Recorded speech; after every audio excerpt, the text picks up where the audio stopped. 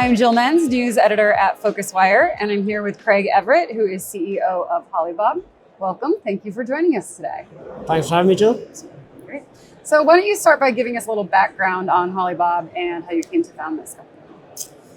Yeah, so how we came to found Holibob, we started in the ski tour operating business, believe it or not, always focused on trying to enable people to find better skiing experiences. We had some pretty poor experiences on the university ski trips that we used to go on, and we always tried to find a better option, and kind of one thing led to another, and we ended up kind of selling a lot of ski trips to a lot of our friends, and then we began to move into the experiences space. Kind of we saw a gap in 100-hour holidays, which was like long weekend activity breaks, and the real problem that we found in 100-hour holidays was that the market was so offline and so fragmented that we were never able to sell these 100-hour holidays in real time on our consumer-facing website, and that kind of really led to the need for a platform like Holibob, which basically aggregated together content for experiences and then made that content available to sort of consumer-facing travel businesses.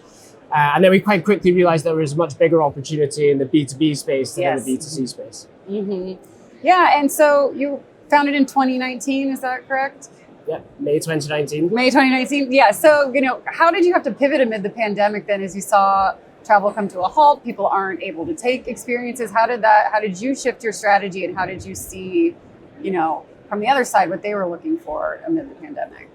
Yeah, I mean, I think the core principles of Holibob still stood true. Like that people want access to incredible things to do. And as people are traveling, I mean, the kind of classic wanderlust doesn't usually mean sitting on flights or lying in hotel beds. It's about what you actually do when you're there. And I think kind of that was the core kind of reason that we founded Holibob, was trying to enrich the lives of travelers by enabling them to access incredible things to do.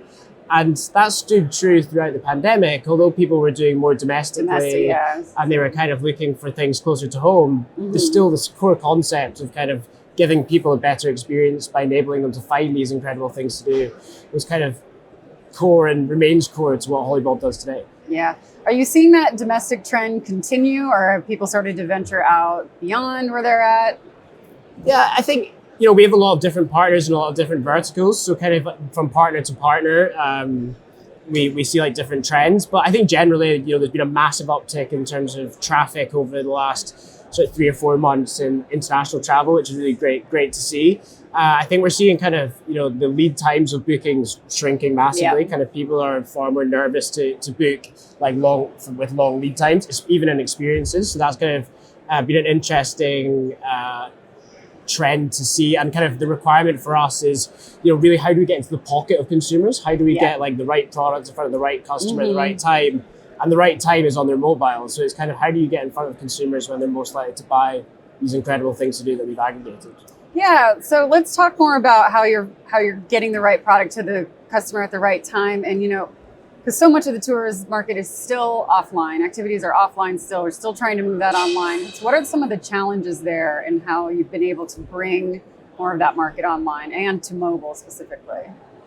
Yeah, so I mean, I think kind of on the bringing the market online, still 80% of this market is booked offline, which is incredible given we're in 2022. And I think that kind of demonstrates the scale of the challenge that all of the brands in this space face. It's not just us, but kind of all the consumer-facing OTAs face the similar challenges. But kind of what we're really doing is trying to really focusing on curation and kind of recommendation, and using consumer data to give consumers a far more curated experience, trying to understand, if you're a couple traveling to Paris and it's going to be raining for the 3 days that you're in Paris, giving you 3-hour outdoor walking tours isn't really going to work because it's going to be raining all day. So even that contextual information of we know it's raining when you're in Paris, therefore giving you kind of indoor experiences is far more relevant. That kind of context and curation is what we believe is massively important towards for us to kind of increase the number of bookings that are made online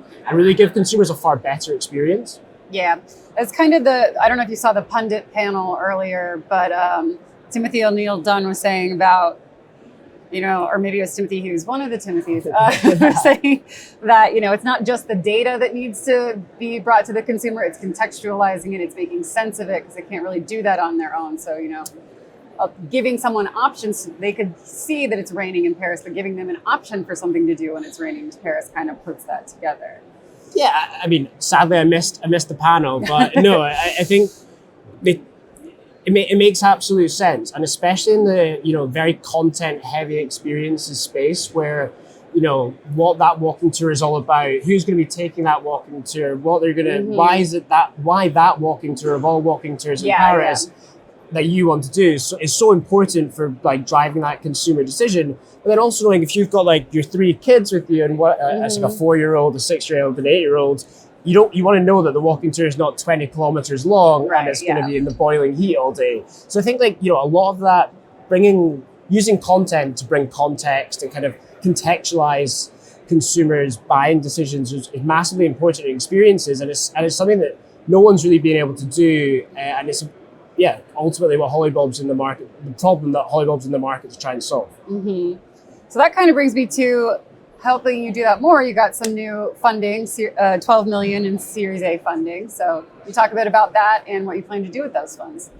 Yeah, we're delighted to kind of bring in another round of investment, kind of continuing to work with Ryan Howsam, who's been a lead investor for our last couple of rounds and is a massive believer in what we're doing at Holibob. And kind of, this funding really helps us work on those core problems that we've already spoke around context and content, and really kind of driving and thinking about the consumer at every point in the consumer journey. Like, how do we actually have a conversation with the consumer in the destination and really change that consumer's traveling experience? I think a lot of people kind of have focused on let's get 500 products in Paris in front of a consumer and let them scroll through them. That's not really what we want to do at Holibob. And I think what this funding allows us to do is continue to innovate, continue to kind of try and solve the big problems. And it gives us, a very, very strong runway to like really focus in on the difficult problems that there is in this space. Mm-hmm.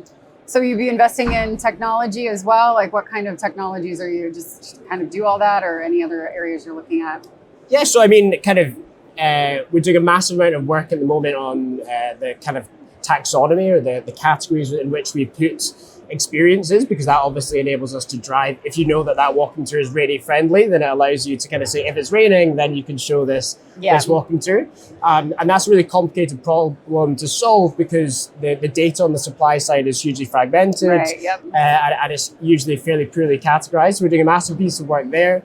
And we're using kind of ML and different AI on the kind of supply side to actually categorize that data, and looking for patterns within the content to do that. And then we're also looking at, how do we actually get in front of consumers? So looking at channels such as WhatsApp, WeChat, Telegram, those platforms that people are used to using on their phone to actually have that conversation with consumers. So kind of those are 2 areas on the demand side and the supply side that we're focusing on.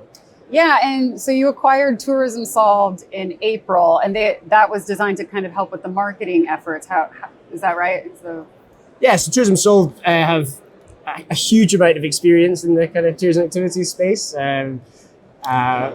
Robin, Michael, Andrew, and Jeff, who are the kind of founders of Tourism Solved, were executives at Viator kind of a few years ago, and they kind of left to start Tourism Solved. And Tourism Solved was all about kind of content and really helping operators in this space to improve their content and improve their ability to sell experiences directly to consumers. So we kind of saw that there is a clear synergy between what we're trying to do around content and contextualizing that kind of consumer's buying decision with kind of their expertise in the wider space and in distributing activities, but also their expertise in content and like writing great content and actually kind of helping the operator to create a more distributable product. Yeah.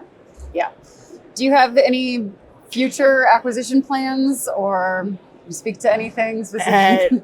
None to speak of at the moment. We're always kind of looking at. I think there's some really interesting businesses out there that are doing some really, really smart things. Again, kind of trying to get in front of the right customer at the right time. And there's some very smart people doing some really cool things with new bits of technology that we're always interested to look at. But we've kind of gone through a massive sort of period of growth over the last like 2 or 3 months. Now we're looking to like consolidate and really focus on, you know, as we said, those big problems and trying to move the business forward. Yeah, definitely. Yeah. So what's the rest of 2022 like? Any other big priorities you can speak to, or what, you know, you're excited about that you can start doing, especially with the funding now? Yeah, I mean, I think we've, with the acquisition of Tourism Solve, we've brought in a huge amount of kind of talent and expertise. So kind of very excited to see that kind of materialize into outputs and into kind of results for our partners and for their consumers. I think, you know, we've done a lot of the groundwork around some of the stuff that we've been talking about around the right products for the right customer at the right time, and seeing that coming to life over the summer is going to be really exciting. And as the kind of we get more data about travelers, we're able to kind of drive more insights about how good or bad we are at actually putting the right products in front of the right customers. So that's going to be really interesting. And I think just kind of seeing how 2022 grows and where the consumer trends end up. Because I think, you know, 2019 is a complete write-off nowadays. Exactly, and people are still guessing about what the future is going to look like. So I'm kind of looking forward to seeing when we get through the end of the summer what that data looks like. Yeah, definitely. All right. Thank you so much, Greg, for speaking with us today. Brilliant. Thanks for having me. Thanks.